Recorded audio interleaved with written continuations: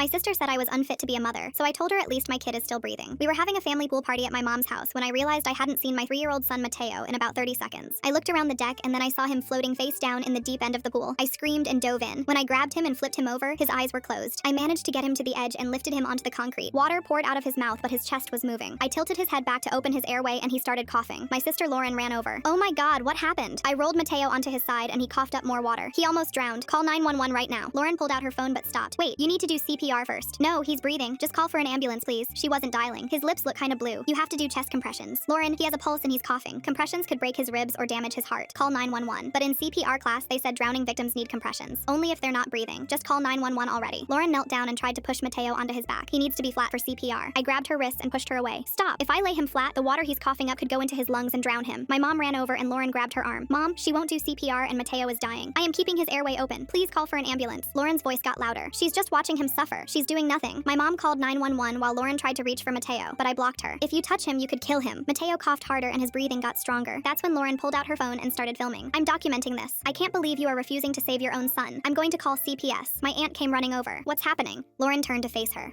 She's just letting Mateo lay there and die. She won't do CPR or rescue breaths. He doesn't need CPR, he needs an ambulance. Lauren got down in my face. You're going to let him die and then act shocked when they take him away in a body bag, aren't you? The paramedics rushed over. One knelt next to Mateo. What happened? He was underwater for maybe 45 seconds. When I got him out, he wasn't breathing well, so I cleared his airway and put him in recovery position. He's been coughing up water for about 3 minutes and his breathing has improved. The paramedic checked his vitals. Perfect. You did exactly what you should have done. Lauren shoved her phone at him. I have a video of her doing nothing. She refused to do CPR or give rescue breaths. Ma'am, step back. They put an oxygen mask on Mateo and loaded him onto a stretcher. Lauren followed. I'm coming in the ambulance. The other paramedic held up his hand. Family only. One parent. She ended up following the ambulance in her car. At the hospital, they admitted Mateo for observation. The doctor came in after tests. He's going to be completely fine. You did everything right. I started crying with relief. As soon as the doctor left the room, Lauren glared at me. Well, at least he'll live. No thanks to you. The doctor just said I did everything right. She laughed. The doctor was just being nice. Everyone knows you would have done CPR right away if you weren't an idiot. Lauren, please stop. No, I won't stop. You sat there doing nothing while your son was dying. What kind of mother does that? I was keeping his airway clear. The paramedic said I did the right thing. You got lucky. If those paramedics had shown up 30 seconds later, Mateo would be dead and it would be your fault. Her voice got louder. You're a terrible, unfit mother and everyone at that party saw it. Something inside me snapped. You know what, Lauren? At least Mateo is still alive, unlike your son. Lauren went pale. That was completely different. Aiden drowned in a bathtub while I was in the next room. I know, and I'm sorry he did, but you don't get to attack me for doing everything correctly. Her voice cracked. You think you're better than me because your son survived, don't you? I shook my head. Absolutely not. I think I'm better than you because I knew what to do. Lauren grabbed her purse and walked out crying. She hasn't spoken to me since, and honestly, I don't care if I ever hear from her again.